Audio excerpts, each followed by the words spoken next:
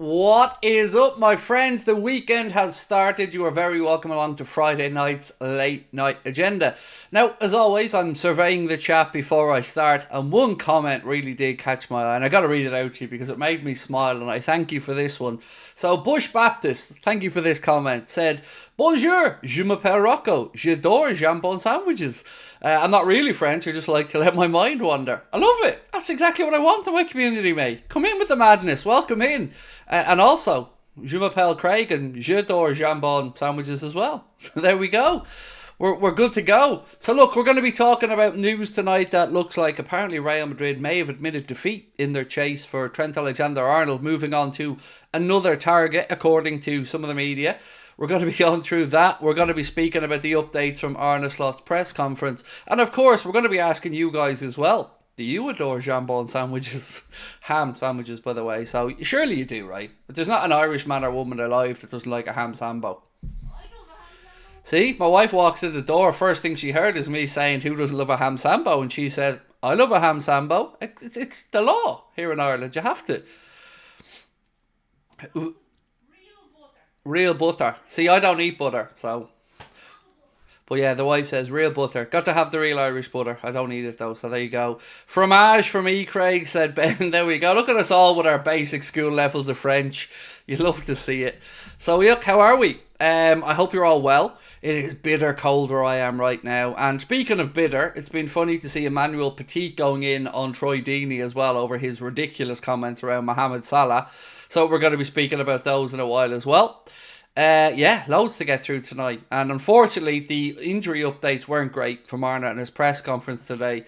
So I'm going to shake it up a little bit. And I'm going to do what I've never done before on the channel, which is put out a second preview for the Southampton game because, well, a couple of the players that were in my team aren't available. So I have recorded that. It's got to go out in the morning. So again, apologies on the first one, but I thought after a chat with David Lynch and a few of the other updates that Ali and Trent were going to be available. But, you know, this is what I get for trying to get ahead of the press conference. So that'll be coming out tomorrow, which is my day off, by the way. So no live content coming up tomorrow. But of course, we will be here on Sunday for the game. Right, Jordan, how are you, bro? And thank you for our first super chat of the night. Appreciate you, mate. Said, have a class weekend all up the slot. Well, that's usually where I try to put it. Taxi.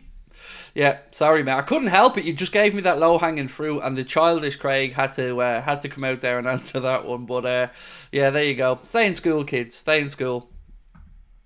So we're also going to be giving you some comments from Arne Slot about Pep Guardiola's decision to stay at Manchester City, even if they get relegated. But yeah, sorry, I just...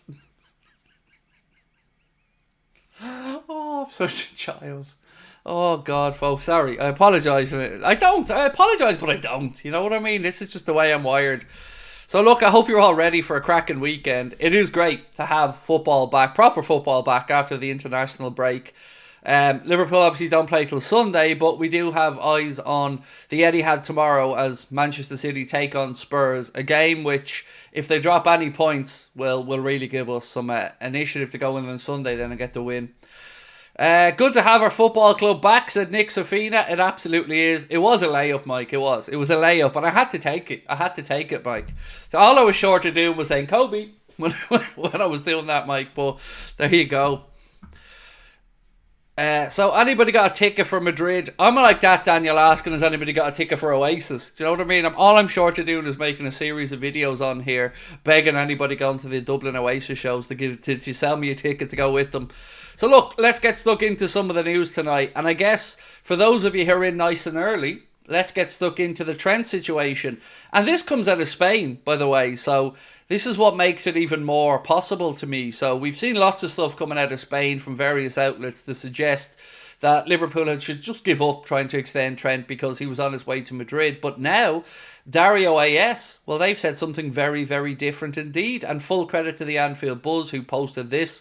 Said, Real Madrid want Pedro Porro. They know Porro would be excited to wear the famous white shirt. Madrid like Trent, but they have massive doubts about his defensive capabilities. Or, and let me rephrase this a little bit, Real Madrid want Pedro Porro. They know Pedro Porro will actually run to Real Madrid and take the white shirt. Trent maybe doesn't want to go, and all of a sudden now they have doubts about him. They were obsessed with him a couple of weeks ago, but now they have some doubts about his defensive capabilities. Good! Keep having them. Move on. Go after Pedro Porro, and we'll take care of Trent and his defensive capabilities right here at Liverpool. He can continue to be one of the defenders from the best defence in the league currently, but, you know, hey-ho. So look, let's hope that this is true. Let's hope that this leads to an offer maybe for somebody else, because it's music to my ears hearing this come out of Spain. Usually it's the exact opposite. They're bigging up the Spanish clubs. They're saying how, you know, Liverpool should just give up. No point in even trying to extend Trent, according to them a while ago.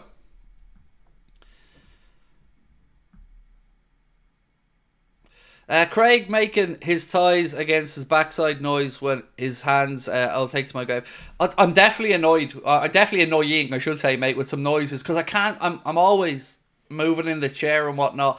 I'm banging on my table, and I know I need to be handcuffed during a stream like this, so I can't move. Sorry, mate. It would annoy me as well if I was listening, so I definitely understand where you're coming from.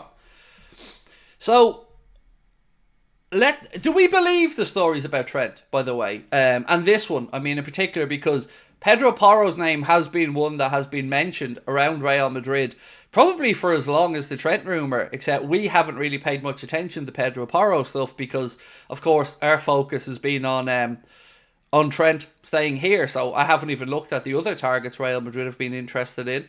And I don't know.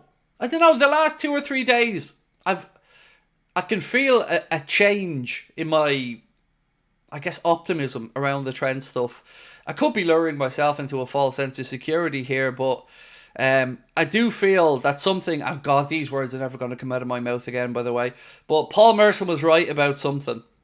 Now, you can frame that, because I'll probably never say that again, but Paul Merson was right about one thing, and he said that basically Liverpool can't allow this situation with the three boys to go into January, because, you know, they could sign a pre-contract with a club and, you know, keep it to themselves, not even speak about it. So he did say that things could get toxic if it's not done by then. And you know what? I agree. We do. We've all said this. We need to have it sorted out before the January window opens. Now, I still think I would have liked to sort it out even earlier than that, but I don't know. I'm a bit more optimistic now. Maybe, as I said, this is false bravado, but, you know, I'm humming and hawing. 1 week I'm 60-40, Trent's going to go. Another week I'm 50-50.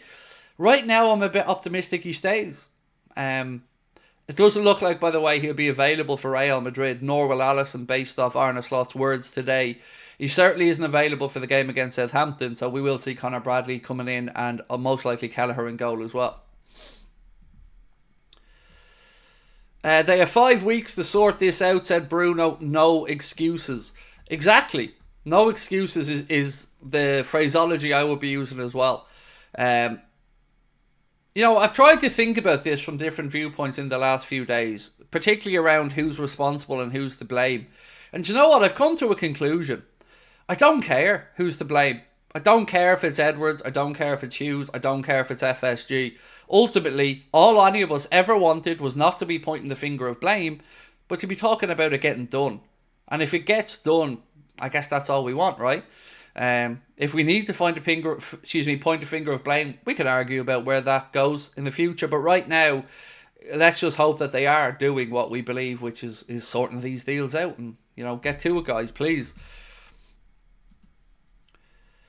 Samuel L said, looks like CHIESA is back in contention. Well, you know what? I'm going to read through the injury update, mate, that Arne Slot gave at his press conference earlier on today. I did cover it in the video earlier on today, but I always want to go through these things in the longer form content, so bear with me, and I will get it for you right now. So, speaking about the injury situations, this is what he had to say. Alisson, we're careful with everybody when it comes to muscles. He's back training with goalkeeping coach and not training with the team, but that is expected soon. Let's wait and see where he is in terms of match fitness, getting better and better, but not ready. Then Arne went on to speak about Trent and Virgil. He said, I was expecting a different question. Virgil is all good. Now, I tried to say that to everybody. Don't be worrying about the Virgil van Dijk situation. It was just a kind of nod and a wink from Koeman to say, you know what, Medically, we sent him back, but it was always just about resting him up because of a dead rubber. So Virgil's all good to go. He went on to say, Virgil's all good, trained with us today. Trent not training yet, but he is getting there as we expect him back soon. Harvey is with us now, been out for many weeks, but with the team now on the pitch, which is great news. We did see Harvey Elliott on the training pitch, and as Arna has said, he's probably available for selection or very, very close to it. Jota is still the same as Federico, who is coming back into the session after one exercise today.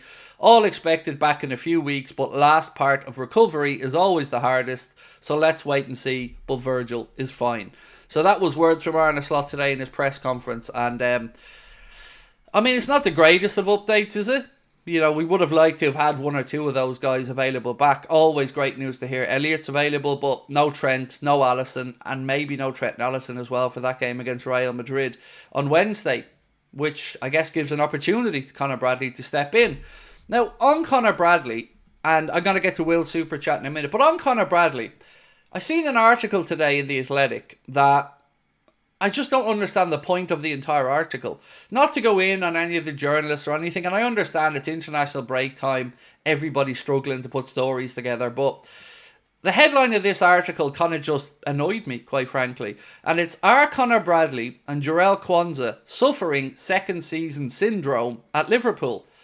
And I think the whole premise of that article is nonsense. Firstly, they're behind in the pecking order, so it's not like they're suffering because they're playing and not playing well. They've had limited opportunities this season. We know that Jarell Quansah played the first half of the game against Ipswich at the start of the season, and then when Canada came in, he hasn't put a foot wrong. And with Conor Bradley, we know he's behind Trent Alexander-Arnold, so I just don't get the premise of it. I don't think we've seen enough of them to make any judgment about whether they've dropped off with second season syndrome or not. It just feels like, I don't know, stretching to find an article. Right, Will, how are you, bro? Said, I'm going to the game Sunday. My father-in-law gave me a Saints season ticket for that game. Wish me luck. I'm in with all the Saints fans. Good luck. Good luck, mate. Keep your head down, but good luck and enjoy it, Will. And well done, by the way, to your father-in-law on giving up his ticket. Fair play. Chiesa in full training, Slot pulling and Arteta, said Samuel L. Yeah, but think of how long he's been out, mate. So, you know, best case scenario, Samuel, is probably that he gets a few minutes from the bench. But look, I'll take it. And I'm fed up of reading all the stuff about Chiesa and Italy and wanting to go back there. And every time you see the lad on the training pitch or around with any of the boys, he's full of smiles. So look, ladies and gentlemen, I want to draw your attention to something today, and something we're going to be doing between now and the end of December. Somebody reached out to me via email to ask if we could help him for some fundraising that he's doing. And as you can see pinned to the top of the chat right there now, there is a Just Giving link, and I'm going to read out to you guys what it's about and what we're trying to do. So Joe reached out to us, and Joe's trying to raise £5,500 for a new wheelchair basketball chair. Joe has cerebral palsy and played wheelchair basketball for 8 years and is still playing in a borrowed club chair that he's received, which is heavy and slow. A new wheelchair would allow Joe to work on his fitness as well as coaching other people and other young people. Joe is a youth worker and works for a local charity as a pastoral support lead, working with young people from the ages of 14 to 25. Having a new sports chair would allow him to get involved in new activities with young people and helping more people get involved in sport. And of course, this is exactly the type of thing that we'd love to get behind here on the channel. And we urge you guys that maybe instead of sending a super chat or whatever throughout the month of December or from now until the end of December, maybe we could urge you guys to contribute that £2 or £5 to this fund, and we can try and help Joe reach that £5,500 target by the end of December to do something good in the festive season. You know, he's out there trying to improve his own fitness, but also working with young people as well, trying to make their lives a little bit better. And these are the type of initiatives that, you know, I'm more than happy to get behind, as is Connor as well. So you'll see that pinned to the top of all of our live late night agenda streams throughout November and the rest of December, obviously. And if you guys can help in any way, shape or form to make this a reality for Joe, it would be greatly appreciated.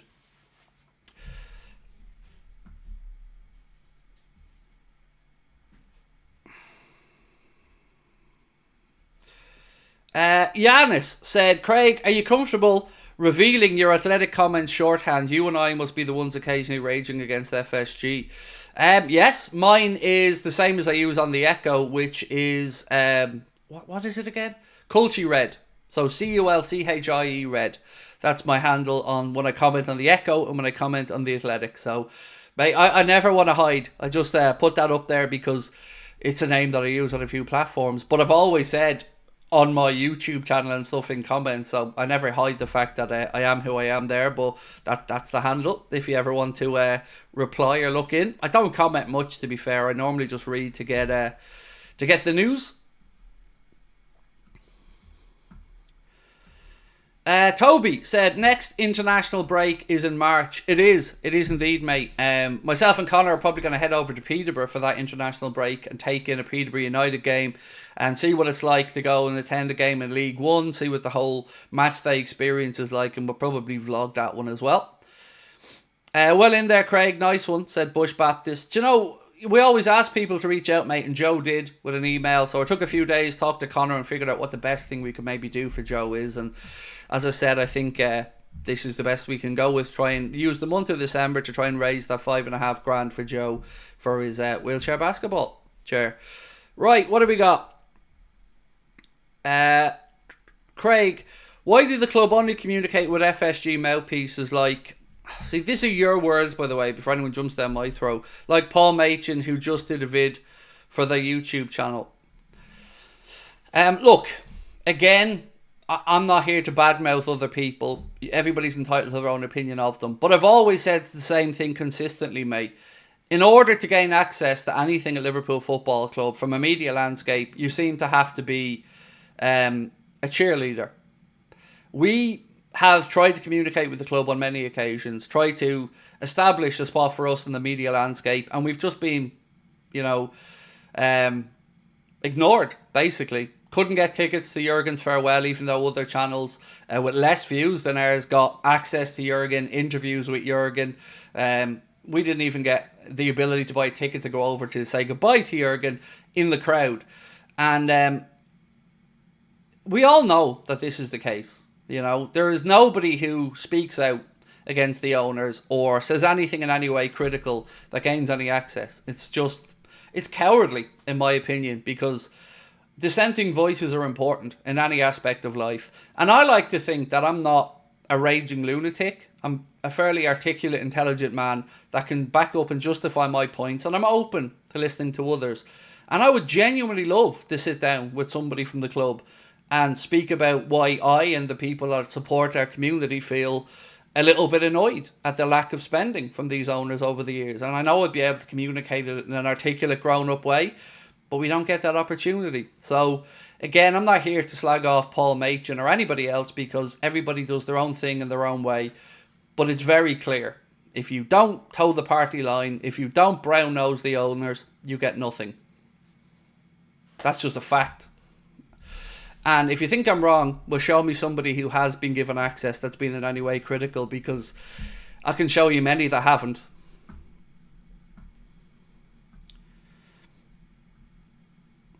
LFC 1892 said, Craig, do you think referees' dislike of Liverpool will increase after the Coote story?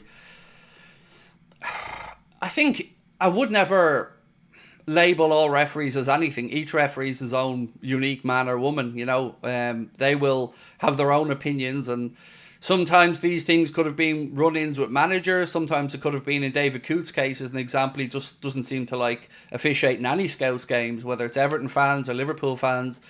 Apparently he's not happy with the welcome he receives at these games. So I don't know. I don't want to label all referees as anything. All I've said all along is I do think it's time we got to a point where we have a grown-up discussion around the PGMOL and the culture that seems to be there within, because it seems like they've no fear of any repercussions. Charlie Gray, how are you? And by the way, I want to back up one thing, just to make it very, very clear. I'm sure it already is, but just to make it very, very clear. I will never shut up saying what I think is right. I will never stop calling out what I think is misgivings or shortcomings in the owners. The same way I will always try to stick up for the club where possible. And I don't care what it costs me, and I don't care what opportunities I get denied, and I don't care what other people get that we don't get. I know from my 6 years doing this that there are a lot of people that feel a little bit disenfranchised, a little bit distanced from the club, and a little bit ignored. And we need to have a platform, and we need to have a voice. And I'm sick of being mocked, ridiculed, looked down upon. So I'm here, and I'm not going anywhere. And I'm going to keep calling out what I believe are the shortcomings. And I'll take whatever flack comes my way, but I do it because I care, not because of any other reason. I hope you guys understand that. And anybody that does watch our channel, you will see me praise the owners for the good stuff they do. I don't just have an agenda. I have a well-formed, honest opinion that I think is backed up over years of transfer business. So, you know, I'm never going to stop doing what I do. I just hope you guys stick with us. Because we all just want the best for the club. At the end of the day, that's the truth.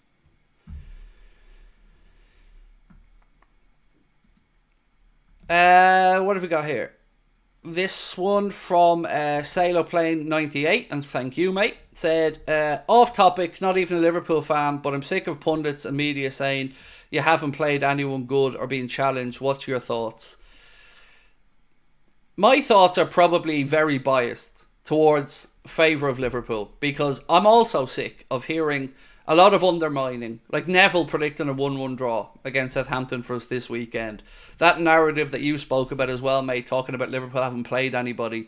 When we'd beaten United away, we'd beaten Chelsea at home, we drew with Arsenal at the Emirates, and now we'll have played Manchester City this time in a week's time. Also did well in the Champions League. There does seem to be a case of nobody rating us, but you know what? I also don't mind that. Let them doubt us. Same about our channel. Let them doubt us. Let them try to label us as troublemakers, toxic or whatever. The numbers speak for themselves. We are the most watched Liverpool fan channel on the planet. That is not a debate. That is a factual thing. And we must be doing something right. So much like the club, mate, fuck the doubters. Let them keep doubting Liverpool. But we're at the top of the table. And it's up to the rest to play catch up. Andrew McMeekin, thank you, bro, said, Craig, do you expect Trent back for the City game? I'd hope so. I'd hope so, mate, but again, no absolute confirmation that would be the case from Arna. You know, I guess, as he said, the last part of this recovery is often the one that can have some setbacks in it. So, you know, we'll wait to hear his pre-Real Madrid press conference will give us an indication of where we are with Trent with a view to the weekend. Do you think England scoring 5 goals past Kelleher will affect his confidence? No, I don't. It wasn't great, that second half, you know, but no. Because I don't think any of them were down to Kelleher, to be fair. It's a greater conversation about the lack of quality through Irish football or the investment. That, look, it's a conversation I could go on about for a long time, but no, I don't think there'll be any confidence issues there. It wasn't Queeveen's fault that we lost to England 5-0.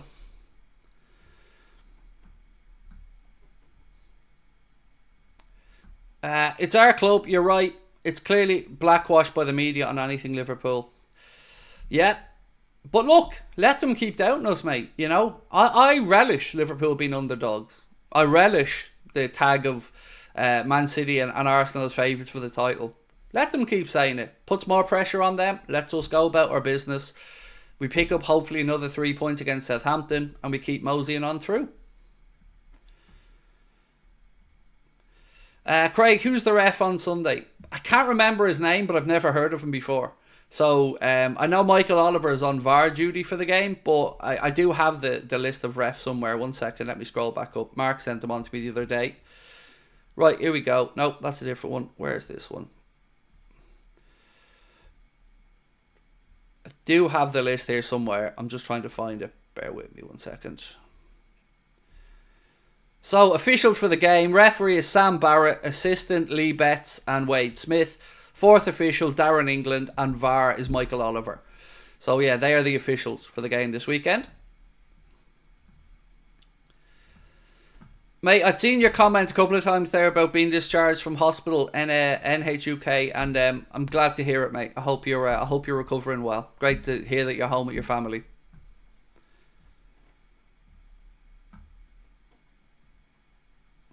Mahmood said, do you feel more confident to beat City? They won't have a fit DM. Yes, so for people who maybe aren't aware, Mateo Kovacic has been ruled out for 3 to 4 weeks, I think, meaning, yeah, Manchester City will be pretty much without any type of recognised defensive midfielder for the game against us. Which, still going to be a tough game because, there's a lot that City want to prove and they're going to go all out to try and get something from the game at Anfield because they know it could be a pivotal point in the season. If we beat Manchester City and we open up an 8-point gap over them, it's going to be difficult and Guardiola's really going to have to pull out something special there. Right, so a couple of more bits and pieces. So I did say to you at the start of the stream, Emmanuel Petit has slammed Troy Deeney's comments towards Mohamed Salah. This is what Mr. Petit had to say. Troy said that Mohamed Salah isn't world class. How can he say that? Fans of Egypt and Liverpool must be so proud of his achievements. We are, mate. We are. In the Premier League, everyone should love Salah. He is a humble human being and certainly a world-class player. Troy is wrong. Definitely wrong. Can we all just take a second there to pay some homage to Mr. Emmanuel Petit there for saying it like it is? Common sense. Everything he said there is spot on. Mo is a great example to any footballer or young footballer around the world. He's a great example of a good human being and he is absolutely a world-class footballer. So Troy Deeney, I don't understand why these clowns get given airtime to spread this bullshit and their opinions, because Emmanuel Petit's right. There's no doubt Salah's world-class and anybody who thinks otherwise is a fool, quite frankly.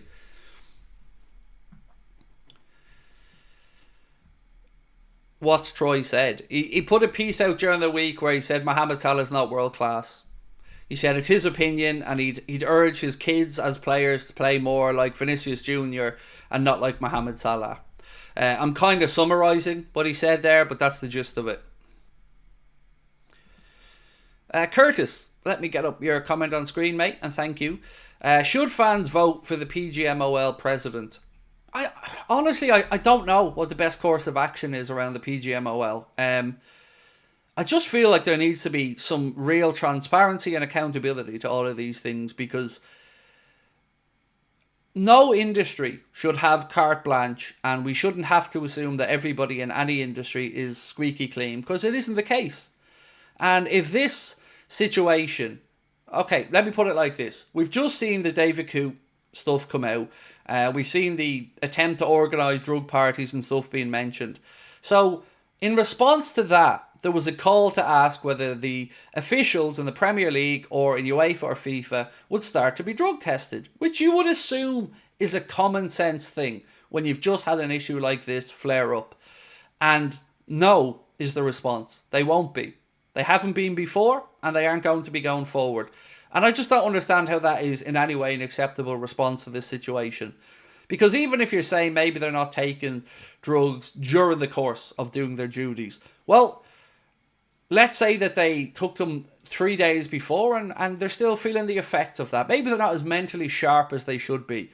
Are we really trying to say that anybody who does take these substances maybe isn't impaired in their judgment in somewhat? Because we're not able to drive a car in that scenario. We're not able to do a lot of stuff, but apparently no need to be testing referees. Feels wrong to me. Really wrong. Again, be lovely to get your take on that, but for me, when I heard that, I just thought, here we go again. It's just nonsense. Will, thank you, mate. I've done a lot of soul searching, Will, over this international break. And I'm coming back and I'm feeling angrier and then more up for the fight than ever. Just want to say I'm proud of you, Craig, for carrying on with the agenda. So many of us love this channel and you're bigger and better than the haters. Mate, I've been so overwhelmed by the kindness I've been shown by people. And as I've said before, I feel embarrassed to have even let these people get in my head. But I appreciate it, mate. Thank you. Right, more news anyway. The APT vote, the Associated Party transaction vote, did take place today. The new updated rules. You may remember that Manchester City took a legal case against the Associated Party transaction rules, and part of the rules were found to have been unenforceable and not fit for use. So the Premier League went away. They look to close up these inconsistencies or these incorrect bits and pieces, and they came back today to have the vote. Now, Manchester City had been apparently writing letters to clubs telling them that the rules will still be illegal and that they shouldn't support them. But they were defeated today, and Premier League clubs have approved changes to the Premier League's associated party transaction rules. Manchester City, Newcastle, Aston Villa and Nottingham Forest were the 4 Premier League clubs that voted against the rules. The other 16 voted in favour, so it has been passed. You need 14 votes to pass these things. Now, whether that's going to be appealed or not, I guess we'll wait and see. I'm also interested in something. Does anybody else remember Pep Guardiola saying that when the 115 charges case is decided, and this phrase has never left my mind, he said that, as always, we will accept the verdicts. Let's wait and see. Because there's not one part of me believes that if they're found guilty of 115, 90, 24 or one of those charges, that they'll accept anything. Because they never have. They've never been transparent about it, and they've never been helpful to the investigations. So it's about time the media started to call out this nonsense that Guardiola spouts time and time again. I turned on Sky Sports News last night, and the first 15 minutes were all about Guardiola and them fluffing how great he was. Then they went to an ad break, they came back, and it was all about Pep Guardiola again. And it's like the conversation around the grubbiness about what Manchester City are accused of just goes away.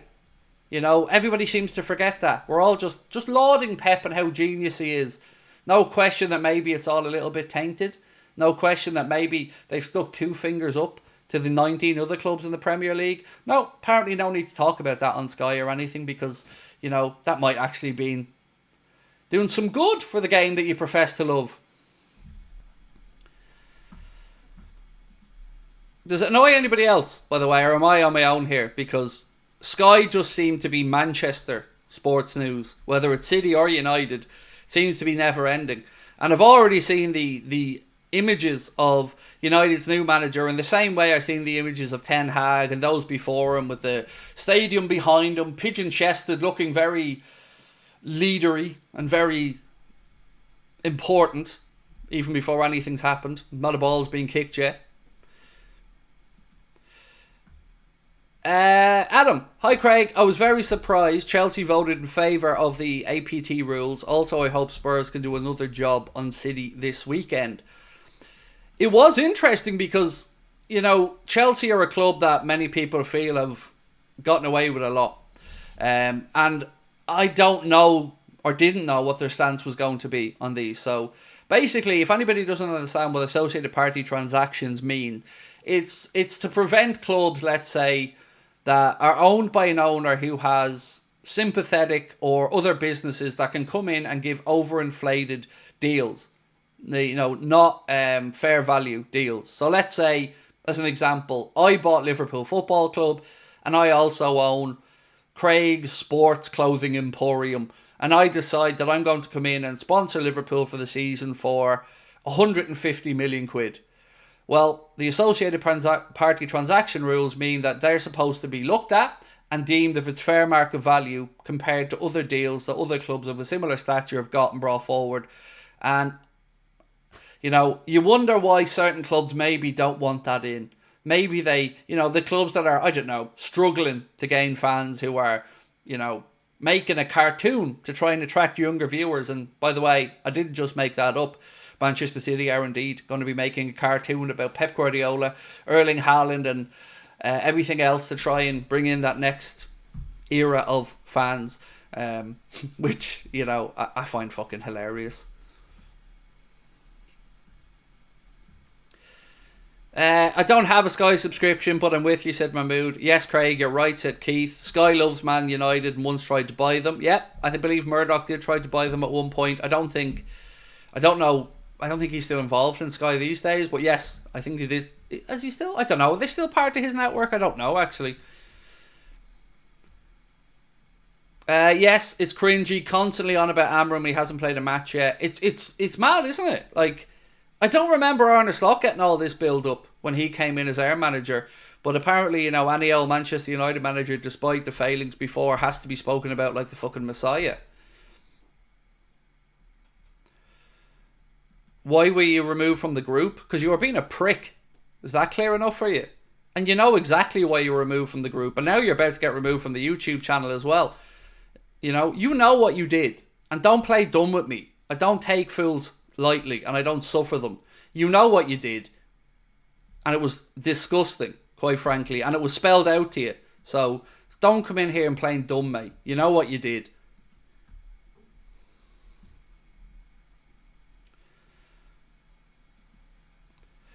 By the way, he's talking about the Discord group there, not the YouTube channel, but he has now also been kicked off the YouTube channel, so yeah.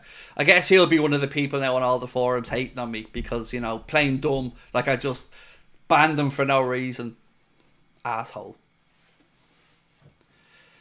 He basically tried to say that somebody that I'm mates with would scam people, basically, by robbing their bank details. Which was an incredible leap to make from nowhere when this person has even got a website for a start. Long story based off a conversation, but just, anybody in the Discord group care to back me up on this because you would have seen this conversation. It was completely uncalled for and bullshit. Right, some more news. Let's get cracking. Right, what have we got to come up with?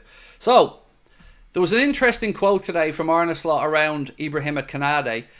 He said, first of all, it's always about the player and how much effort he puts in to stay fit. Then it's technical and performance staff. But if the player doesn't buy into it, it's almost impossible to keep him fit. A lot of players until have done that. I think he meant until now. But the echo not quoting greatly here. Said Konate didn't play Ipswich and there was a reason for that. His pre-season games weren't his best, but he came back quite late and were training for a few weeks and Jarrell had been playing well, so it was a logical decision.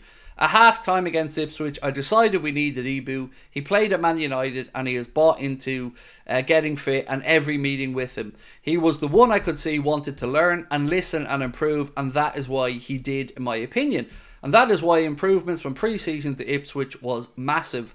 So again, Arne Slot complimenting Ibrahim Konate, wanting to learn, wanting to make sure he finds ways to stay fit. And these are small little things, like I keep saying, these little improvements that Arne's making, the availability of players, the fitness. I think it'll stand us in good stead as the season goes on.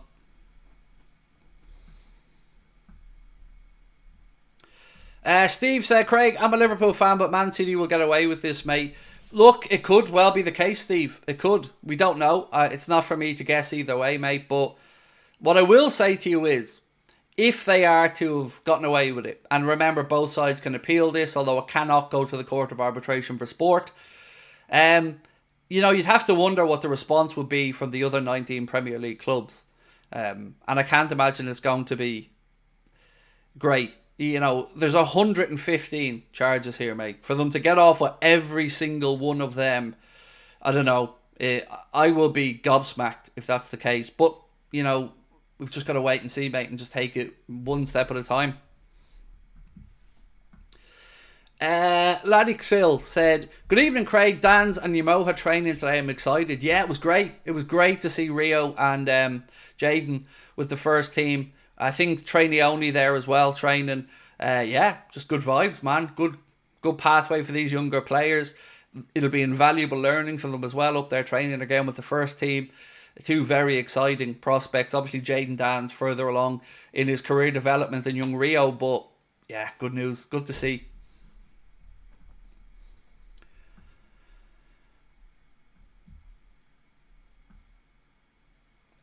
Christoph said, it's understandable that the player himself influences how fit he is, but sometimes it's just bad luck. A bit harsh for me in terms of accidental injuries like with Jota. Yeah, look, Jota has been unlucky, but I'm a bit harsh on this because, like I've said, whether it's accidental, whether it's unfortunate, it's still a lack of availability, which still hurts the squad, which still hurts the chances over the course of a league title. So sometimes in football, we do have to be a little bit ruthless, and sometimes I can be a little bit ruthless, but I always try to appreciate and respect somebody else's viewpoint on it. So if you think I'm harsh on Jota over the availability, I can appreciate that, and I can respect that you think differently. I just want the best for the team, mate, and I don't want Arne to be in a situation again where he's struggling to to have availability of forwards. Right now we've got 4, and we've got a lot of games. We've 11 games between now and the end of December, so the more people we can have fit and available, the more options Arna will have for mixing it up.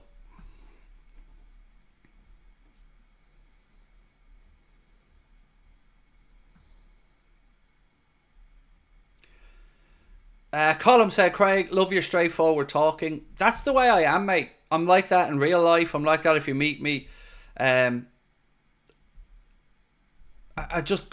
don't do small talk or bullshit. I don't do it. I try to be really clear in what I say and honest in my views, and sometimes that can be a bit short with people, but like that gentleman that came in there, Ravani, earlier on, like I said, he knew why he was put out of the Discord group. I made it clear to him in the Discord group what he was saying was absolutely unacceptable. And it's just another situation where somebody comes in professing ignorance to something they know that they've done, and will absolutely then go and lambast me elsewhere to say he was booted for no reason. I've just come to accept I can't control these things, mate. You know, I can't control the views other people will take out into the world. I mean, every time I ban someone like that, I know it's going to come back on me, because it's another person angry out into the world that's going to be slating Anfield Agenda. LFC 1892 said, where would you rank Mo on the list of greatest players in Premier League history? Oh, goodness. Can I be an absolute bottle job and say I'd rather discuss that when his time in the Premier League's over? Because then we'll have a better indication of the whole picture. Right now, absolutely top 10. But again, I'd have to sit down and really think this out. Rachel said, it's James' birthday on Monday. He'd be 61. Well, I did email him back today, Rachel, after his very kind email to me. And happy birthday. Happy birthday, James. Appreciate you, mate. Thank you for that email earlier on. And yeah, have a wonderful birthday on Monday and enjoy the indoor swimming pool. Still bitter about that, Rachel. You know, I've no indoor swimming pool.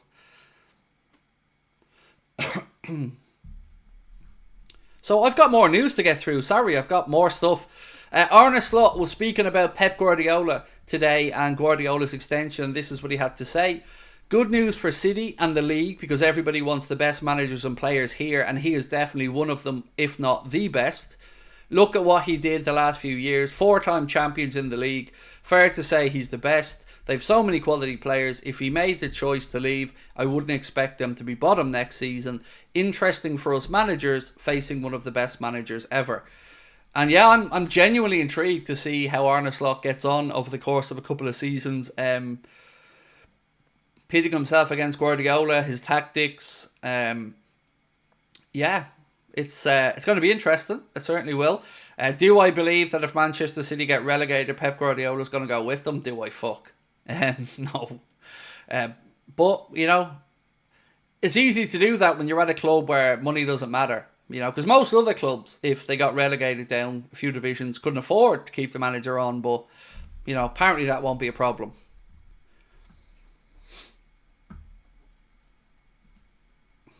Will, how are you, bro? And thank you again for your super chat. This is for the United fans to recognise, Craig. Alex Ferguson, 19 trophies in 17 years. Bob Paisley, 20 trophies in 9 years. So stop bragging.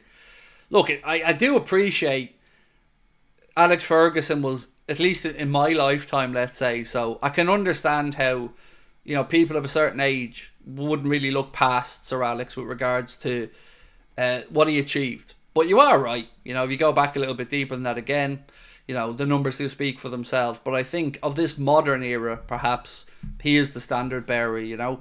And I guess, what was it, 27 years or something he stayed there at United? I don't think we'll see that again in the modern era either. Wenger then, I think, was what, 17, something like that?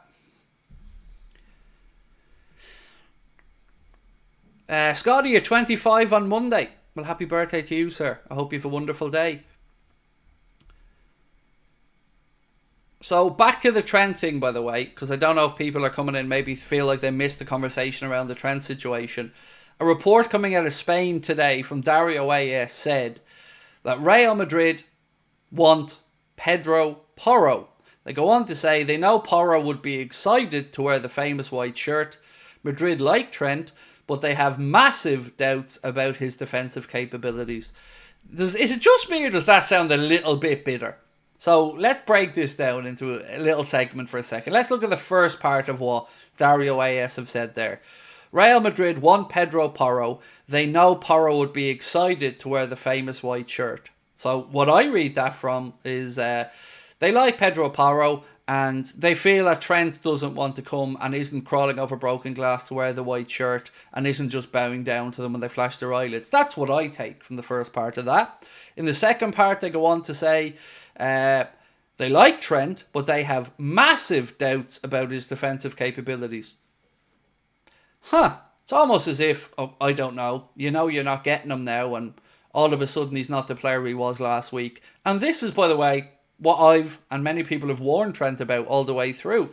It's all very well and good having Madrid over there and the bright lights and the Santiago Bernabeu and all the European Cups and Florentino Perez telling you this. But watch very quickly what happens if you aren't 10 out of 10 every week. Or perhaps you make a mistake. Or the fans start to feel like maybe they want Danny Carvajal back in. Very, very quickly over there they turn. It's very fickle, and he will not get the same level of backing and support that he will receive from Liverpool fans. So I hope he's paying attention to these things. If he hasn't made his mind up yet, I hope he can maybe get a taste there of what he's in for, because why look for a right back if you have massive doubts about his abilities to defend? It's a bit counterintuitive, is it not?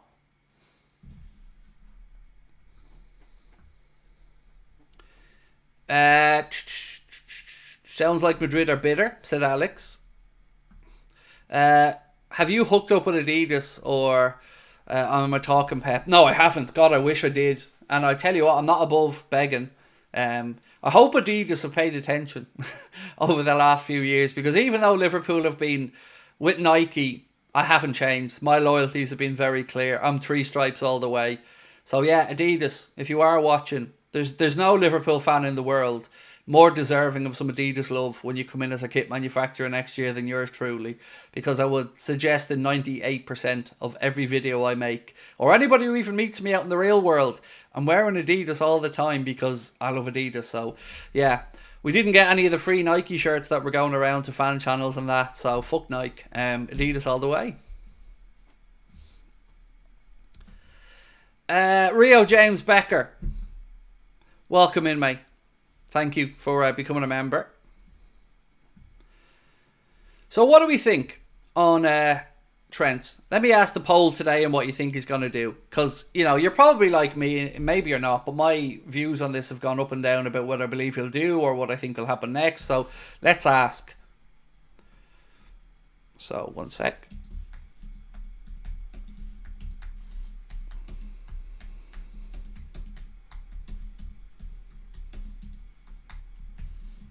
So, question is, will Trent sign a new Liverpool deal?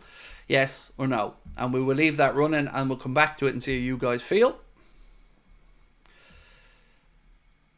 Nomad said, I can't wait to buy the proper retro 1990 away shirt with the trefoil logo. Oh, mate, I'm the same. My first ever Liverpool shirt was the grey candy one with the flex on it. We were in Sligo for my birthday. I think I was 8 at the time. My dad brought me into a sports shop to pick something out for my birthday. And I'd only just kind of started into football at that point, and I'd made Liverpool my team just beforehand.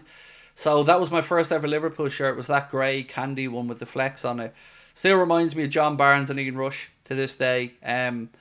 So yeah, the idea of being able to go in and buy those retro shirts or have some of them re-released again, oh mate, it's class. Because, the ones you buy from Score, Draw or others, they're good, they're great, but it's not the same without having the Adidas badge on it. So I can't wait to see some of the retro gear.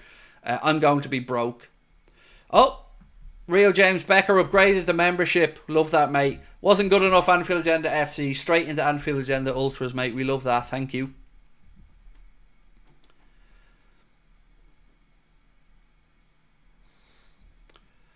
Hope it's true about the green away kit for next season. Oh, do you know what? I still have that image somewhere. Let me try and find it and bring it up on screen for you.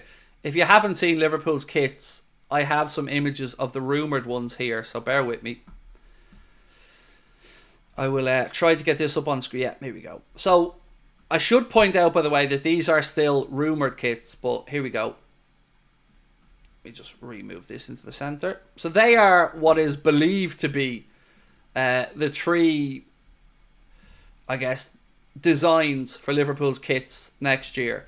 For me, if they look like that, and I've seen the red one, I've seen actual videos with the red one, I would be all over that, ladies and gentlemen. I would buy all 3 of those kits, particularly that green one.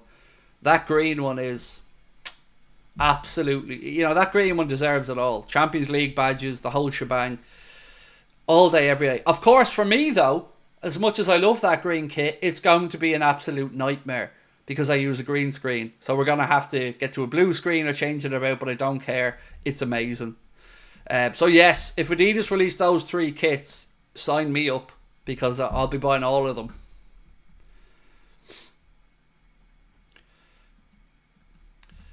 Corbin, do you know what? I don't know why I'm getting all the love in the chat recently, but I tell you what, I could get used to it. Thank you. It's making me feel $1 million at the minute. Corbin 2003 said, glad to be watching my favourite channel. Appreciate you, mate. Thank you.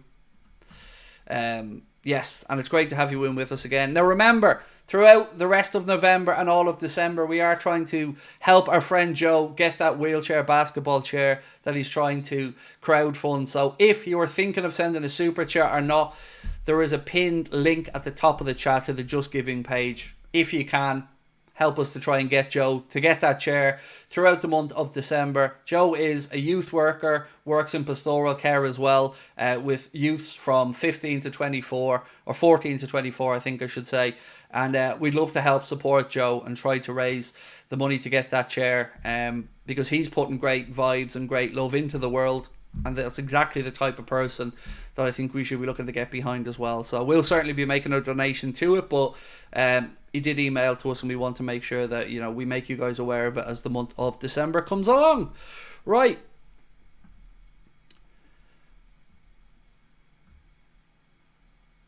For me, it's a joy of painting or this, and I ain't watching Bob Ross tonight, baby. Well, welcome in, mate. And again, I love seeing your comments. Owen Ahern said, Craig, Paul Machin is just an FSG merchant. Craig, owners are tight arses. Time for them to spend. We might spend in January, not getting a better chance than this. So, again, it's not for me to speak badly about Paul Machin or anybody else. And I won't, because I don't know the man. I very much disagree on a lot of the stances from other Liverpool content creators towards the owners. But, I also understand that we won't all agree on everything.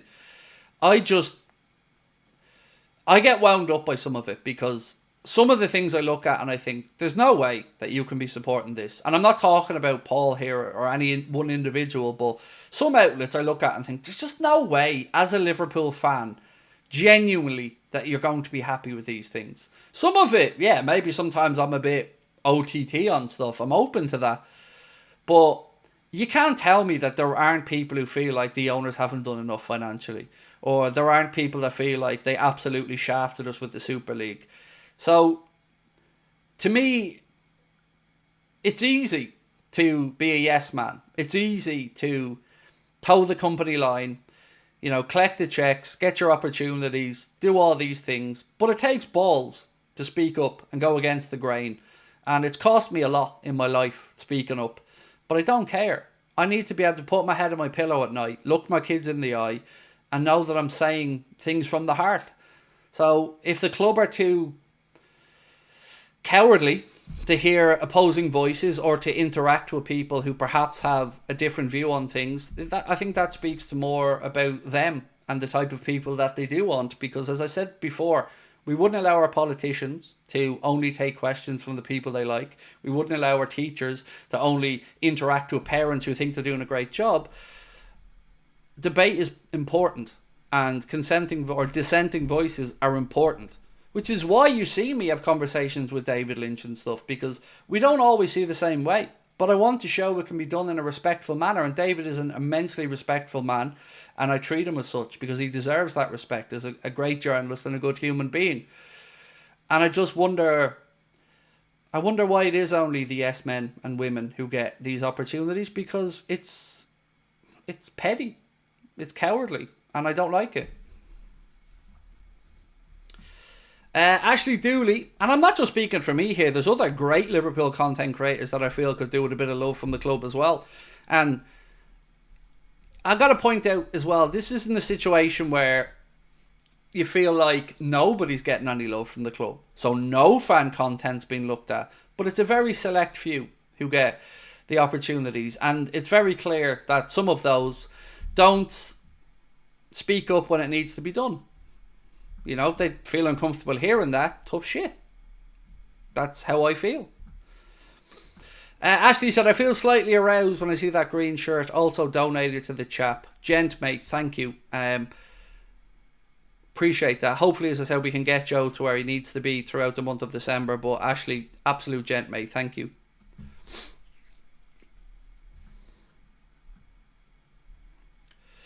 Why do you swear so much when Liverpool lose? 2 reasons. 1, it's my God-given right as an Irishman to swear. And 2, it's who I am. Look, why does it bother you that I swear? Let me ask you this question. If you had kids and they were watching me, would you rather I swore a little bit? Or would you rather I didn't swear and gave them some very poor world views on, you know, my view, let's say I was misogynistic or homophobic or hate-filled? Would you rather I didn't swear but said these type of things to kids? Now, I know it's not a one or other thing here, by the way. But who am I hurting with a bit of swearing? I don't understand what the problem is. Because, as I've said all along, who do you think doesn't swear? Do you think little Johnny and Mildred don't hear swear words out in the street? Do you think that the executives of banks or football clubs don't swear? Because I can promise you they do, because I've dealt with many of them behind the scenes. Real people with real emotion swear, you know? And if that offends people, tough shit. You know, nobody's forced to listen or watch, but it's a natural reaction for me. Same way I do on anything else in life. I love a good swear. I think it helps ram points home. I think it's an emotive way of discussing language. I just don't see the issue with it.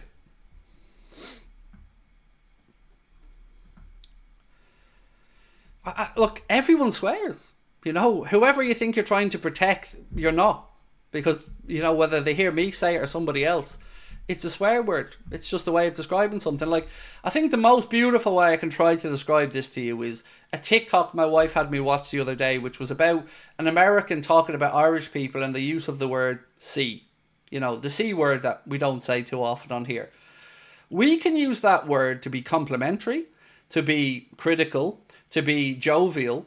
It's just, I don't know, maybe it's us, the Aussies and a few other countries, but swearing is, I don't know, it's just not frowned upon as much here. Yeah, I don't know. I can just be honest and say I swear all the time and I love it.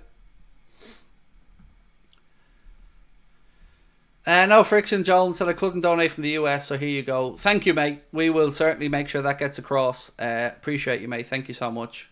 Let me just bring that up on screen for you as well, just to say thank you. Appreciate you, mate.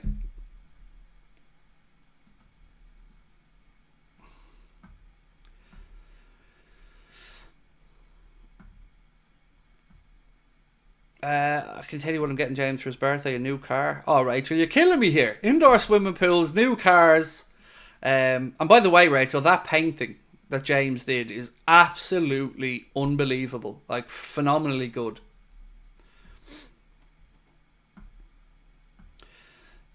Bush Baptist said, I swear more than I speak my mother tongue. It shows intelligence. I also make toast in the bath. I'm not saying nothing about that, mate. There have been some research done on people who swear, though, and apparently people who swear often are more truthful. So there you go.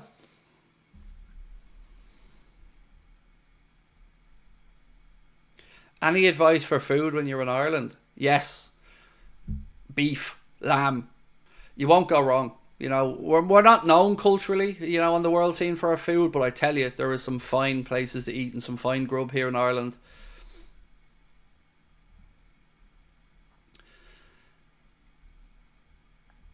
So Arne Slot has also, by the way, been speaking about his team selections heading into these games, and he said a bit of everything goes into it. Talking to players, the medical staff, performance staff, listen to the technical staff, and look at the opponent to see what the best team to select is.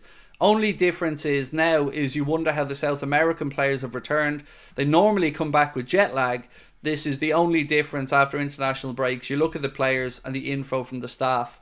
So I wonder, is this again an indication that maybe the likes of Alexis McAllister, Lucho may get rested up on Sunday? I feel like with Alexis it should be a no-brainer. He's one game away from a suspension. If he got booked against Southampton, he'd be suspended against City. So I'd be amazed if he starts. Shay said the world's gone too woke. So I guess we're going to have this discussion now, aren't we, around the whole woke thing. So let me just say first and foremost, I don't like that word. I don't like the word woke because I feel like it's used in a derogatory term. But for me, I'm a liberal person. I'm a live and let live type guy. You know, if you're happy, you love somebody, you be you. I don't care if you're gay, straight. I don't care where you're from. I don't care what God you worship. I couldn't give a shit. I care how you interact with me in my life and the respect you show me and my family. So, but I've also spoken out many times about what I think is hypocritic stuff. And I don't like watching Sky Sports News and being told what I should do morally. I don't like being told the basic stuff that my parents taught me. I don't like being spoken down to by the media. I don't like being spoken down to by Sky Sports News or Sky Sports. I don't need to be told not to be saying racist things to footballers or people because my parents taught me that. So yeah, look, I think we're at a crossroads in society now where there are people who are fed up being spoken down to and fed up having decisions made for them in their best interest without any consultation to them. And I think we've seen in some elections around the world, people speaking back up against it. And as always, these things can have extremes on both sides of it. You know, whether you're talking about immigration, whether you're talking about finances or anything. But most people tend to be in the middle. And most people are good people who want to just live and let people live and don't like being spoken down to, don't like being made to feel that people who think they're better than them are making decisions about them without really understanding what they're going through. And there's also some standards that just aren't realistic. Like, people swear. I don't know who we're trying to protect there. People make crude jokes when they're with their friends that, of course, you wouldn't say in a public setting. Like, do I make jokes with my mates or my family that I wouldn't say on here? Yes, of course. This is just who I am and it's human nature. So yeah, I do think it's going a bit far. I think the cancel culture part is also going a bit far. And I think right now we're having a bit of a reckoning in the world where people are starting to push back against some of it. And again, I would say more of us are in the middle here, so let's not try to go to the fringes or the extremes. But yeah, you know, stand up for yourself. Speak your own truth. Show respect. Give respect. Basic things.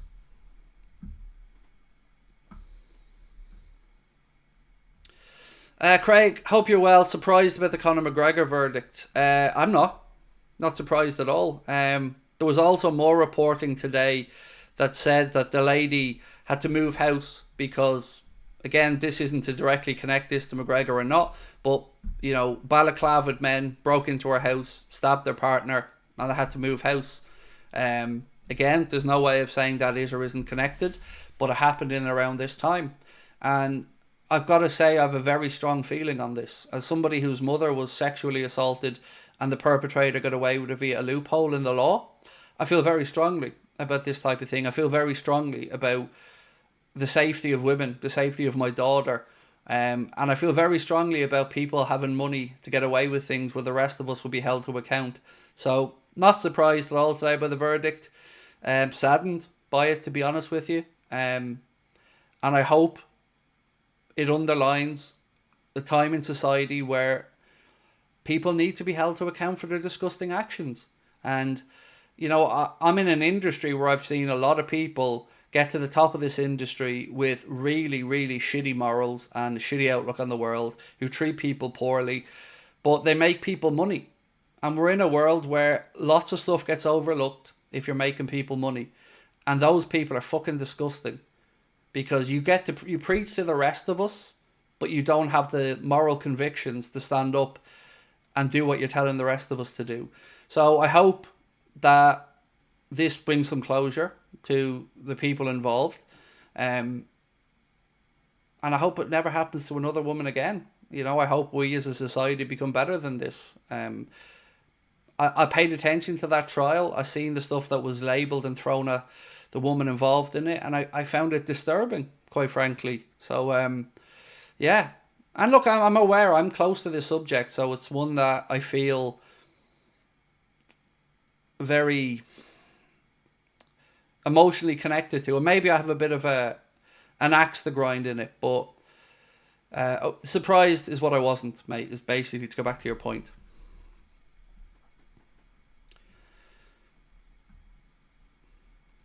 Nick said, working in hospitality gets spoken down to. So let me tell you a little bit of something about me, Nick. I'm somebody who's not afraid to write a complaint letter. I tell you that, mate, I'm not. But you know what else I do? I'm not afraid to say when somebody's been brilliant. I'm not afraid to write an email to thank people for their service and for making my family feel comfortable and for making us feel at home somewhere. So yeah, I'll never speak down to anybody in the hospitality industry because I know how hard they work and I know what a difficult job it is.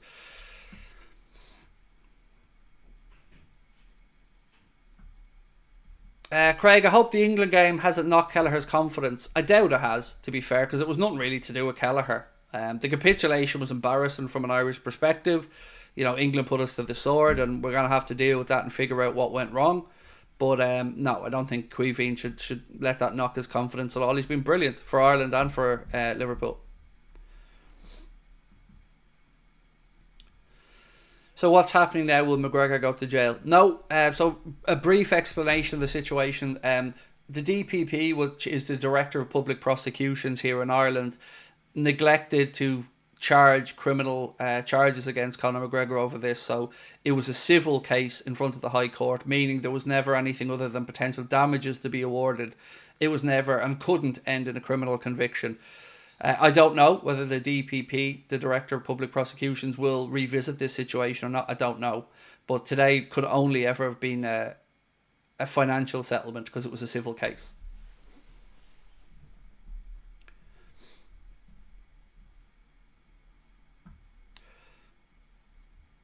Oh, Christian, sorry, mate. I did miss your super chat, bro. That's on me, mate. My apologies. See you here now. Let me just bring it up. Just next time, mate, just give me, a bit of a more prolonged nudge. Just say, Craig, I think you missed it. But I did. And is Mo Salah the best Liverpool player of your lifetime? No, he's not. Steven Gerrard is. He's probably second, but nothing is going to get me past Steven Gerrard, in all honesty, mate. I look at Steven Gerrard like a god with regards to his football ability in my lifetime. But probably second.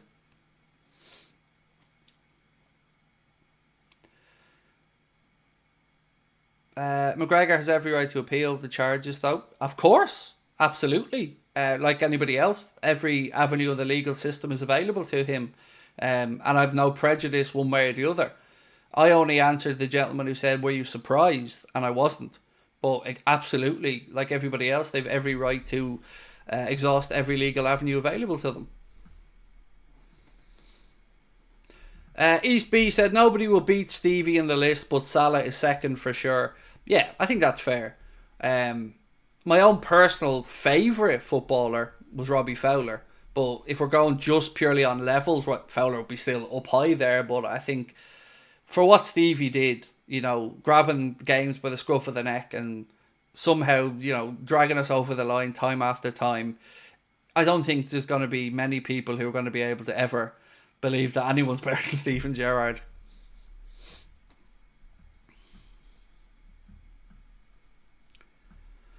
Do you see us signing Cherky and Zubamendi in January? So on the Zubamendi stuff, I really don't think anything has changed there. I'm very confident that all the reporting that said Liverpool would be interested is true. Even speaking with David Lynch, again, that narrative has always kind of been there that everything was respectful in the end between Liverpool and Martin Zubamendi. He phoned Richard Hughes to explain his decision as to why his family wanted to stay. And there's always been lots of conjecture and talk that maybe Liverpool would revisit, or Manchester City would look at him, or Arsenal would look at him. But I've not seen one credible report that said he's changed his mind. And until he makes that decision, you just have to say nothing has changed there. I hope it changes because I'd like him to come in, but and Cherky, I'm a little bit confused around the whole forward search at the minute, as I think many Liverpool fans are, because it feels like a couple of opportunities are there. Are we looking for a forward because we're going to lose one? So are we looking for a Cherky or Marmoush or somebody else because we don't feel Salah's going to extend? Or are we looking at a forward because maybe the club want to sell somebody? Or are we just not looking at a forward? So I think the last one I think we are looking at forwards, but I don't know why. I don't know if the club aren't confident in somebody extending, or I don't know if the club maybe are just doing a worst case scenario. I guess we're going to find that out over the coming weeks.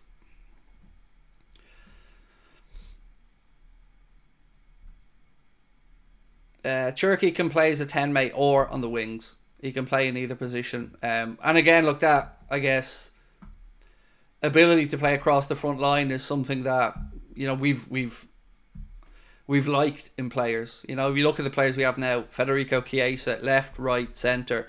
Salah, left, right, centre probably as well, although we haven't really seen him through the centre. Diaz, we've seen in every position across the front line. Gakpo, I can confidently say we've seen at least 2 of the 3 positions. Jota, again, multiple positions across the front line. Do you think Fernando Torres deserves a shout in Liverpool's all-time top 10? No. Not even close to it. If you're saying Liverpool all-time top 10, no. Torres doesn't get near that for me.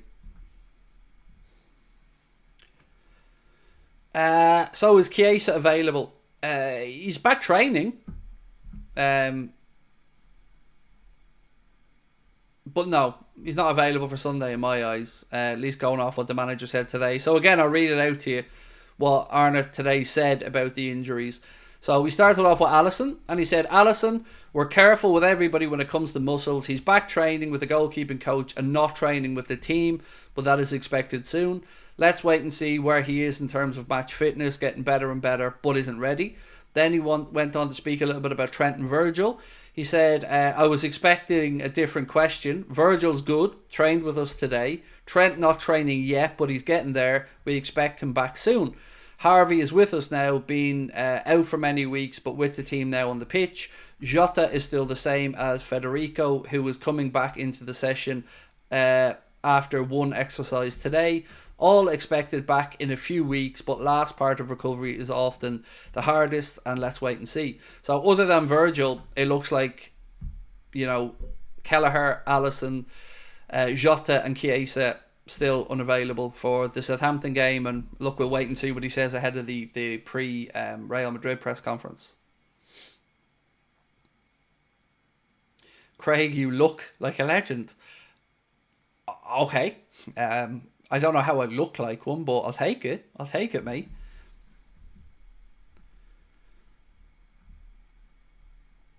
Tony said, don't believe any speculation about players until they're wearing the shirt. So I got to be honest with you, Tony. Even when I wasn't making content, I'm a hound for transfer talk. You know, even back in the days, I used to work in a cafe that had all the newspapers in it every day for the customers to read.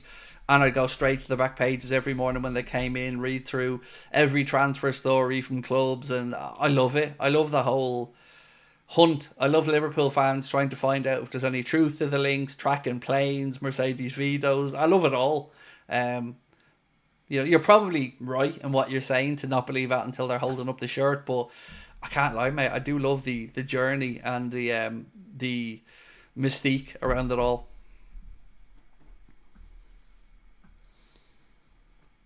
Nick said, what's the score on Sunday? Well, I'm going to stick to my 3-0 prediction like yourself, Nick. So, yeah, 3-0 for me. Did I watch Bayern? No. I think somebody said Kane scored a hat-trick in the chat. It was 0-0 with about 20-something minutes gone when I checked in on it earlier on. Augsburg, I think they were playing, was it? But, yeah, apparently they turned it around. When's my birthday? I don't have a particularly good birthday, mate. It's, my birthday's a bit of a shitty date. So my birthday is September the 11th, unfortunately, as is my aunt's birthday, and weirdly my daughter's boyfriend his birthday is also September the 11th. So there's 3 people in and around my family that have that birthday. Is there any truth to the Orkun Koku rumours? I don't believe so, mate. No. The amount it would take to get him out of Benfica would be astronomical. I know he's fond of Arne Slot. I think his father spoke as well about what a good coach Arne Slot is. I remember speaking with David Lynch about those links at the start of the season, just towards the end of the window. And I don't think there's anything substantial to them.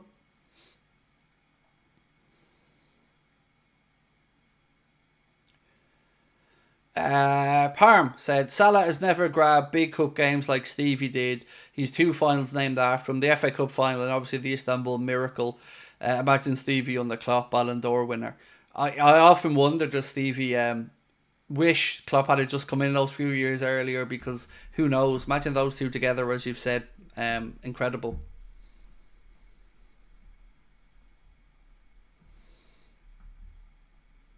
Christian, you don't have to apologise for being a bit of a pain at all, mate. No. You spent your money, mate. It's just saying, just say Craigo next time. You missed me, bro. But all good, bro. All good. You weren't rude. Sorry if I made you feel uncomfortable. I didn't mean to.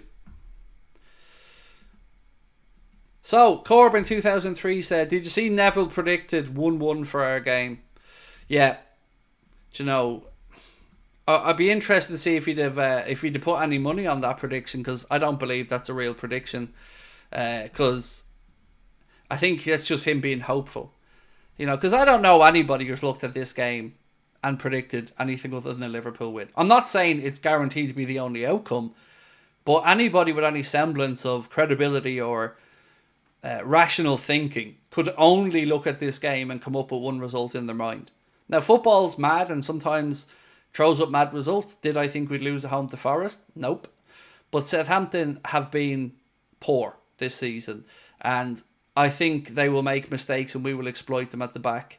So I don't think Neville even believes his prediction. It's again just another reason why I'm losing any respect for Gary Neville as anything to do as a pundit, because his takes have been embarrassing. We never look good after an international break. That is true, but I'm hoping, Guilherme, the fact that we're on Sunday this time maybe gives us a bit more of reason to be optimistic.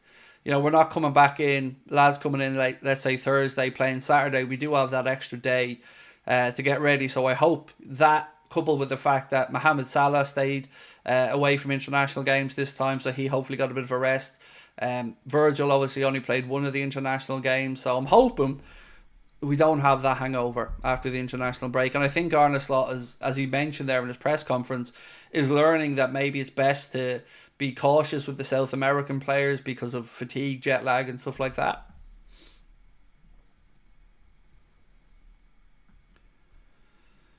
Craig, have I heard of Real Bedford? No, I haven't, mate. I might try and make a bit of time to look into it later on, but no, I haven't. I'm always interested in interesting football stories, though. Salah can still win the Ballon d'Or if we win the lot. Absolutely, Guilherme. And we said this yesterday, mate.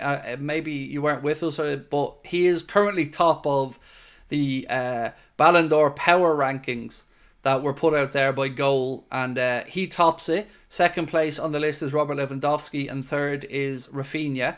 There was another thing actually yesterday. I'm not sure if I actually mentioned it or not. 1 second. Where is it gone? So the Premier League posted to say, the votes have been counted and you've chosen your best player of the season so far. That player is ... Mohamed Salah. So if you're watching, Richard Hughes, Michael Edwards, FSG, the football fans have voted, not just Liverpool. The COP have absolutely voted. Our audience have voted. Everybody's voted. And we've all decided that yes, Mohamed Salah is still top notch and should be going nowhere. So, it's good enough for the Premier League to say he's the best player so far this season, and the fans watching, then, get the wallets out.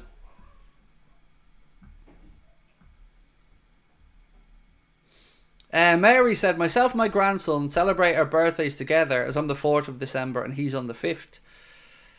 Nice. That works. I can see that, Mary. And yeah, birthday's coming up as well. So remember to remind us closer so we can say happy birthday. Marcus, thank you, bro, for your super chat. Really appreciate you.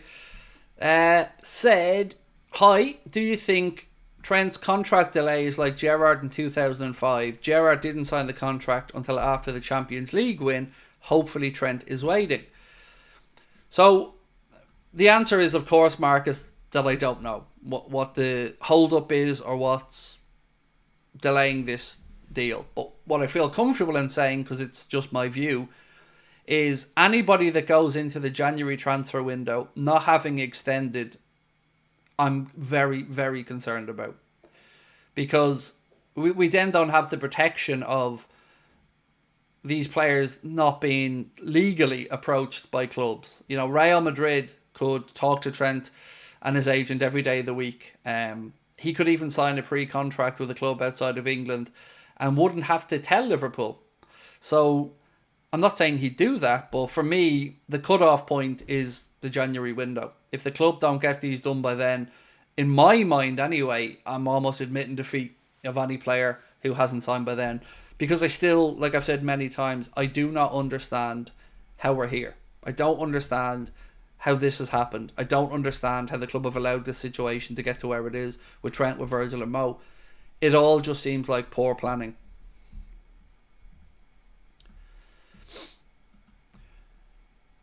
So, for those who are coming in asking about the Trent news, it's Friday. I'm in good form, so I'm happy to go back over it. Now, remember, there will be a recap video that goes up after the stream. Is a new thing that we've started to do in recent weeks to help people out with not having to go back through the entire stream. But happy to go through the Trent news for you, mate. So, Dario AS out of Spain, and posted by the Anfield Buzz, so credit to them, said, Real Madrid want Pedro Porro. They know Porro would be excited to wear the famous white shirt. Madrid like Trent, but they have massive doubts over his defensive capabilities. Now, we were discussing this on the channel earlier on, and it just sounds like sour grapes to me. You know, especially the part about they know that Porro would be excited to wear the white shirt. It's almost like, well, Trent doesn't want to come, then fuck him. And then the second part about that they have massive doubts about his defensive capabilities. Now, contrast that with reports a week or two ago coming out of Madrid that said they're besotted with Trent. They're dreaming about Trent. Trent's made up his mind and he's informed Real Madrid that he wanted to do. And all this other crap that was coming out of Spain. It sounds like sour grapes to me at this point. And let them have Pedro Porro. Go after him. Let him be Spurs fans' headache. But I'm just going to latch on to the fact that hopefully this means Trent's told him he's not going. Craig, what number would you put in an Adidas kit with Anfield Agenda template? As in, what do you mean, what number on the back would I wear? 10. Always 10. Everybody gets 10, surely. Come on now.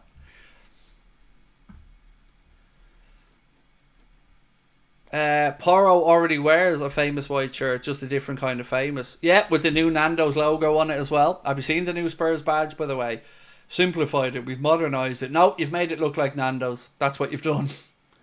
And look, I love Nando's, so, you know, maybe looking at the Spurs badge now is just going to make me hungrier.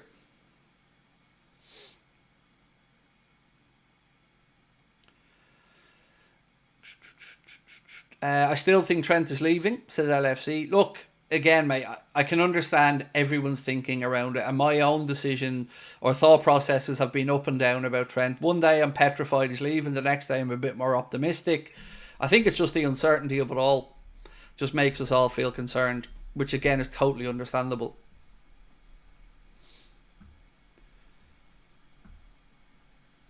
If you heard Trent only stayed because Madrid said no, would that change your opinion on Trent? I mean, it's a very hypothetical question, and said no to what exactly? Because I don't believe for 1 second that Real Madrid will look at Pedro Porro and Trent. I don't know what Porro's contractual situation is with Spurs, so I don't know if they'd have to pay a fee there or not, but there's no world that I think any football club look at those two and don't want Trent. So I think if Trent stays at Liverpool, for me, it's because he wants to stay at Liverpool and not because Madrid said no or anything along those lines. I just don't think that's the case, or would be the case, I should say. The Inner Nerd said, evening Craig, late to the party, so I'm not sure what's been said, but I'm quite tired of reading about Chiesa leaving. Surely no, not after signing so soon. It's absolute nonsense. I can say that to you confidently, mate. You know, in any conversation we've had here with David Lynch or any other conversations on the club, we've tried to reassure everybody that Chiesa's going nowhere in January. There does definitely seem to be some type of want or desire in Italy to make it sound like he's unhappy, or that Inter want him or other clubs want him back in Italy. Ultimately, any of these clubs, if they were so wanting for Chiesa or wanting to sign him, had the opportunity the same Liverpool did. We got him because, one, he was shunned out by Juventus and Thiago Motta, who didn't think he fit into the squad, and Liverpool made their move and got the player because he wanted to come. I'm sure if he wanted to stay in Italy, or you know, these clubs would have had the option to bid as well, but they didn't. So it feels to me like, once again, media over in Italy trying to join some dots and do what Italian clubs have done quite a bit, which is get players on loan from Premier League clubs for next to nothing, kick the can down the road about potentially buying them, and then do nothing about it. Just look at the Lukaku situation, that is an example. Like, it's Italian clubs have been quite good about getting free loans back from teams, but there's nothing to this. He's not unhappy. The club aren't unhappy.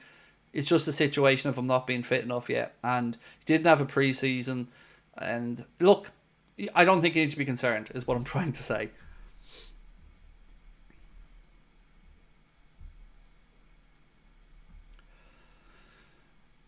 Thanks, Craig. I'm so chuffed to see him join. Do you know what, though, as well, the Inner Nerd? I've not, and I said this at the time, I've not seen anybody be that happy to come in and join. The whole video, the whole welcome, and his signing day vlog is just a picture of happiness all the way through it. Spoke about what he knows, the history of the club. Spoke about the time his father scored at Anfield with the Italian national side. You know, he looks like he's buzzing playing for Liverpool, and I really feel like he's going to knuckle down. And when he gets onto the pitch, I believe it'll benefit us. On Trent, I'm going to wait for better sources, then I'll make my judgment, but I think he's going to Real Madrid. Again, it's fair for anybody to feel either way on it, mate. You know, if you feel optimistic he's staying, fair enough. If you feel, unfortunately, that you think he's going, absolutely fair enough as well. The fact is, now, we're all uncertain, and we're all nervous, and we're all waiting. And you're right to wait for the absolute 100% bona fide news on it. I think in these situations, we believe the stuff we want to believe, and we don't believe the stuff we don't want to believe. So obviously all the stuff coming out of Spain suggesting Trent's made up his mind, I didn't want to believe, so I'm putting no faith in it. But when I see anything that reinforces him staying, obviously that makes me feel a little bit happier.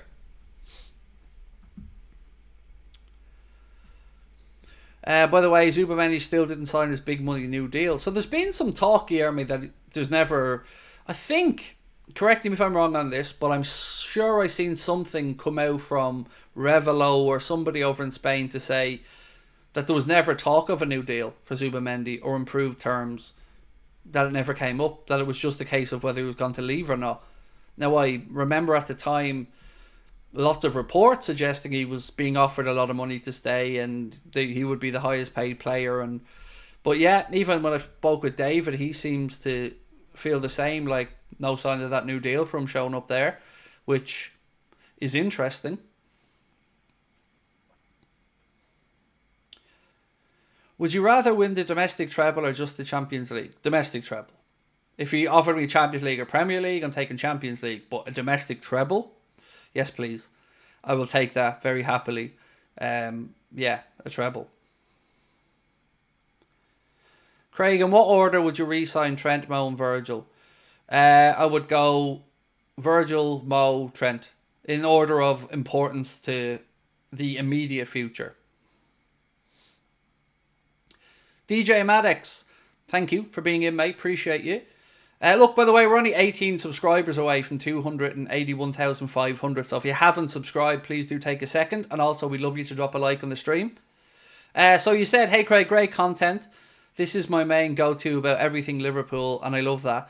What do you feel about Omar Marmoush links to Liverpool? Do you think we need another left-sided player? So we had a discussion earlier on about the whole search for a forward and all the narrative right now that's linking us to Marmoush, to Cherky, and to a couple of other players. And truth is, mate, I'm unsure why the links are there. I do think they're very credible links to Omar Marmoush. I think the desire for him to come to the Premier League and Liverpool is there, and I think that our admiration for him is there. But I don't know why we're talking about forwards. You know, are we talking about them as a best case scenario if Salah moves on? Or are we talking about them because maybe Arne Slot wants to sell another forward? Or is it just absolute conjecture and media speculation? Truth is, I don't know the answer to that, but I can tell you that there is certainly an admiration there for Marmoush. But right now, saying all of that, if everybody that's here stayed here and Mo signed a new deal and we didn't sell anyone, I don't see that we have space for another forward.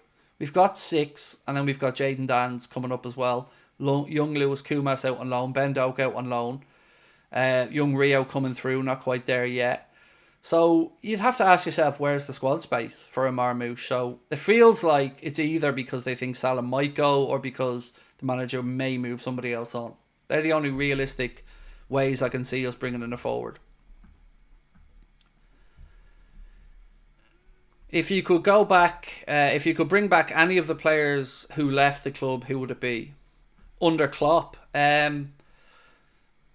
So it would have to be people who left that are still playing, right? Because if you're talking about in their peaks, this is an easy one. It's Bobby Firmino. But right now, players who left who are still playing, there's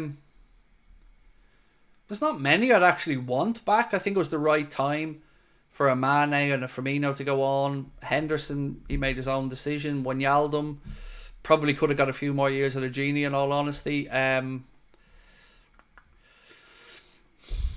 would I bring back?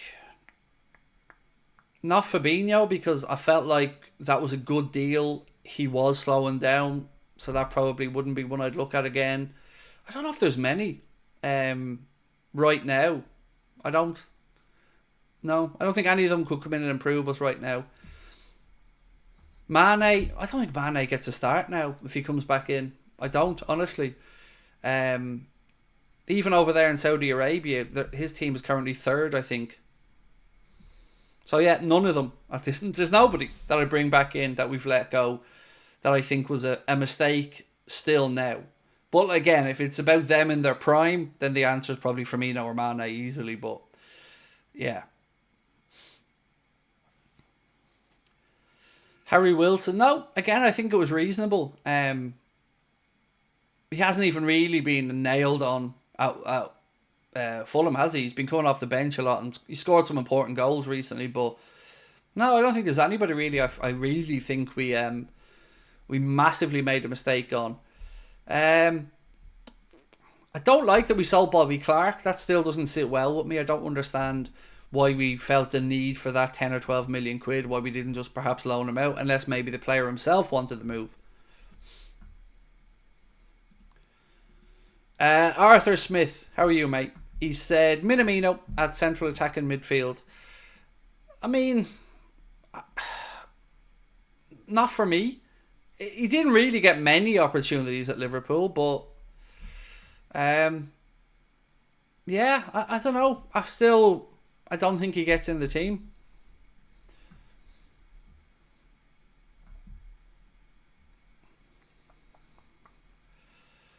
Carvalho's an interesting one, yeah, because, you know, we still don't know what the future holds for Fabio Carvalho. We don't know how his career maps out. We may look back at the Carvalho stuff and think, God, we were mad to sell him there. But so far, he's not really managed to break into that Brentford team regularly. So far, it's looking like he wasn't ready for Liverpool at the first team level.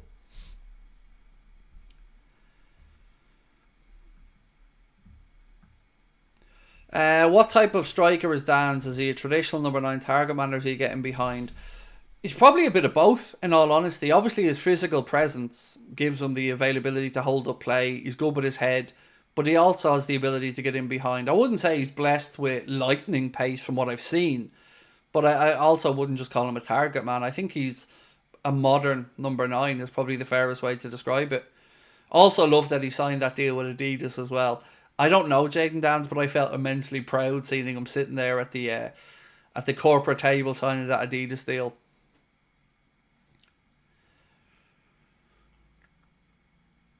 One player who flopped at Liverpool that you wish reached their full potential.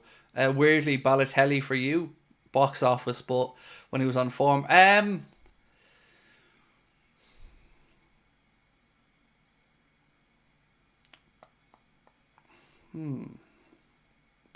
So I have different answers, but I'm trying to be fair to your question and reach their potential because it's got to be Keita. Has to be Keita.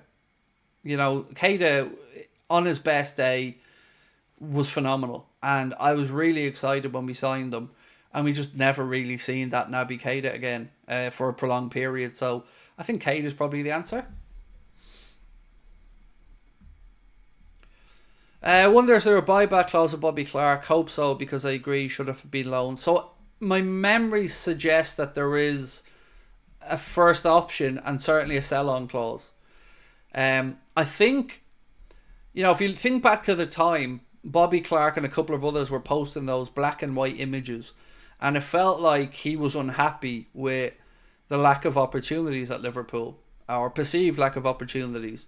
So I wonder, was this maybe more him just wanting to go out and prove himself and play football, which I can totally understand as well. Fernando Morientes. Oh, I loved when we signed him, Duncan.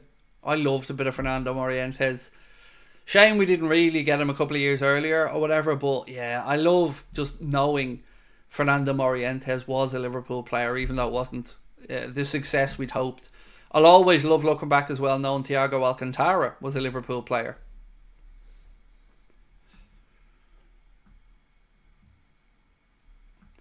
Johnny Pay said, "Hey Craig, hope you're well. Thanks as always. Nothing to see here. Just missed Joel Matip around the club." Yeah, he was so unlucky. You know, my heart went out to Joel because everything went wrong at the wrong time. So he did his ACL and his contract was up. It was so sad for it because I don't know anyone that doesn't love Joel Matip and anyone that doesn't think he was an incredible defender. I wish I had had a different ending for him because he deserved a bit more than that. But I also think the club made the right decision. You couldn't look to renew somebody at that age with an ACL, and it's just really unfortunate. But always will think fondly of Joel Matip, definitely. The detective, how are you, my friend? Said, massive week ahead. How are you feeling? I think the City game will be massive for us. Thanks for the great work. Keep it up. How am I feeling? I am incredibly excited because, you know, you're talking about just the next week and that in itself is exciting. But between now and the end of December, we've 11 games. 11 Liverpool games to look forward to. We also have no international break until March. So it's just foot to the floor, and this is the business point of the season for me because, okay, you can't win a league title now, but you can lose one. So if we can get through this hectic festive period in good shape, keep dreaming. I mean, even if we beat City next week, you know, I'm going to be unbearable if that's the case. Hoarder, thank you, mate, for gifting a membership. Very, very kind of you, sir. Thank you. Mark said Javier Mascherano's the new Inter Miami manager. Yes, I'd seen that. Tata Martinez resigned for family reasons, I think it was. But yeah, I did see those reports today that Javier Mascherano would be the new Inter Miami manager, which is kind of cool, you know. What a great destination of a club Beckham and co are making there. You got Messi there, Busquets there, Alba there, Mascherano back in as coach, the cool pink jerseys. You know, you can see it mustn't be hard to convince either a player, his family or whatever to to do the latter part of the career in Miami. Like, it's an easy sell for as a venue to go and play football. So, ladies and gentlemen, and Suarez as well, Mark. Yes, sorry, I forgot El Pistolero for a second. So just a couple of things before we finish up. Again, as you can see pinned to the top of the chat right now, there's a link to a Just Giving page. So if I can just read this out one more time before we finish up. So Joe's looking to raise £5,500 to fund a new wheelchair basketball chair. So Joe has cerebral palsy, and you can see this on the Just Giving page. Joe has cerebral palsy and has played wheelchair basketball for 8 years and is playing in a borrowed club chair that is heavy and slow. A new sports wheelchair would allow Joe to work on his fitness as well as his coaching and other work with young people. Joe is a youth worker and works for a local charity as a pastoral support team leader, working with young people from 14 to 25. Having a new sports chair would allow Joe to get involved in new activities with young people, helping more young people get involved in sport. So if anybody was perhaps thinking of sending a super chat throughout the month of December or whatever, you know, we're trying to help Joe get to that £5,500 target to continue his own great work and his own sporting journey, but also he's a good man trying to work with young people and improve them as well. So it feels exactly the type of thing I think our community would be wanting to get behind. So if you do get a chance, please do click on that one. If you can support in any way, do. Obviously, we'll be making a donation from the channel as well. But we're going to keep that going on every Late Night Agenda throughout December. That'll always be pinned to the top of the chat. Also, if I could ask you a personal little favour to subscribe to the Anfield Agenda Clips channel if you haven't done so already. And on Monday, don't forget, myself and Lee Gunner will be back on our brand new channel, the Red Mist Podcast. And we're going to be debating Manchester City and the good and bad points of them and lots of other bits and pieces as well.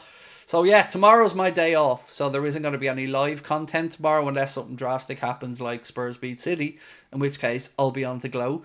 But if not, I'm going to take the day off and get some downtime with the family. So yeah, thank you. I will see you guys on Sunday for the game. We'll be starting at 12:45. A recap video will be coming out straight after this stream, and then tomorrow there's a second preview for Southampton coming out and the news video as well. So thank you guys for watching. Have a lovely weekend, and I hope to see you on Sunday. Much love.